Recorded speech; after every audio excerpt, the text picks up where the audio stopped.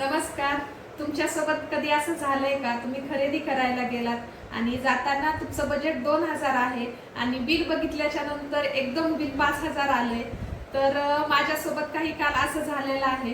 तर काय झालंय तर व्हिडिओ स्किप न करता शेवटपर्यंत नक्की बघा, म्हणजे तुम्हाला समजेल की माझ्यासोबत काल काय नक्की घडलं. तर काल मी गेले होते डीमार्टला आणि डीमार्ट आपलं नकळत फायदा करतो की तोटा करतो तर तुम्हाला सगळं बघायला भेटणार आहे या व्हिडिओमध्ये. मी लिस्ट करून गेले आणि जे पाहिजे होतं तेच मला घ्यायचंय असं ठरवून गेले. डीमार्ट मध्ये गेल्याच्या नंतर समोर दिसलं की by one get one free, ह्या गोष्टीवर एवढं डिस्काउंट आहे आणि हे मला लागणार आहे, ते मला लागणार आहे, लेकरांना हे लागणार आहे आणि ट्रॉली भरतच गेली आणि त्याचबरोबर बिल पण वाढतच गेलं. आणि शेवटी लक्षात आलं की जे पाहिजे होतं ते कमी आले आणि जे पाहिजे नव्हतं तेच जास्त आलंय. तर मी तुम्हाला दाखवणार आहे काय गरजेच्या वस्तू मी घेतल्यात आणि काय म्हणजे अनावश्यक ज्या लागत नव्हत्या, जे लिस्ट मध्ये नव्हत्या त्या पण वस्तू माझ्यासोबत आलेल्या आहेत. तर तुम्ही बघू शकता, सार्थकला ही चप्पल घेतली आणि त्याच्यासोबत चप्पल घेतली असताना पण बूट घेतलाय आणि हे मला चप्पल लागणार होतं. हे मिस्टरांना चप्पल घेतलंय आणि त्याच्यासोबतच हे शूज पण घेतले, कारण की त्याच गोष्टी सोबत काहीतरी नवीन दिसत होतं, आवडत होतं, कमी किमतीत भेटतंय, ऑफर मध्ये आहे, त्यामुळे पण हे पण मी घेऊन टाकलं. आता ह्या गोष्टी ह्या लागणाऱ्या होत्या, जसं की हे सानूला उन्हाळ्याचे घालण्यासाठी ड्रेस, सार्थकला बरमुडे, सानवीला पॅन्ट ड्रेस आणि सार्थकला टी शर्ट्स आणि मिस्टरांचे इनरवेअर. तर त्याचसोबत मी सार्थकला म्हणजे उन्हाळ्यासाठी बाबा राहू द्यावं म्हणून हा ड्रेस घेतला. सानूला बाहेर जाण्यासाठी छान वाटला एकदम फ्रॉक, तर हे पण घेऊन टाकला गरज नसताना. सार्थकला पॅन्ट तर भरपूर मोठी आली, घरी आल्याच्या नंतर लक्षात आलं की सार्थकला पॅन्ट पुढल्या वर्षी येईल, ही पण घेतली.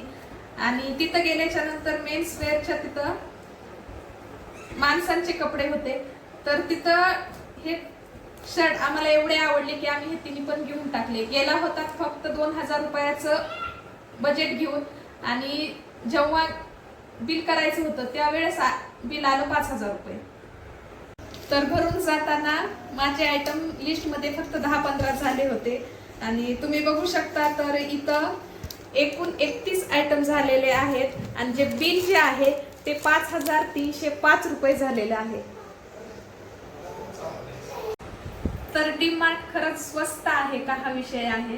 तर डीमार्ट स्वस्त आहे, पण आपण प्लॅनिंग न गेलेलो पाहिजे. जी गोष्ट पाहिजे तीच घ्यायला पाहिजे. पण तिथं गेल्याच्या नंतर प्रत्येक माणसाला वाटतं की ह्या गोष्टीवर म्हणजे by one get one free आहे, ह्या गोष्टीवर एवढी ऑफर आहे.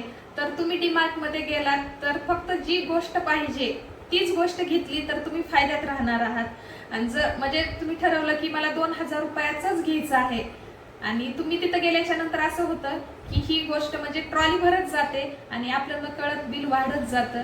जर तुम्ही म्हणजे ठरवून गेलात, लिस्ट काढली की मला एवढ्याच गोष्टी घ्यायच्या आहेत, तर तुम्ही नक्कीच फायद्यात राहणार आहात. तर प्रॉब्लेम कुठं आहे?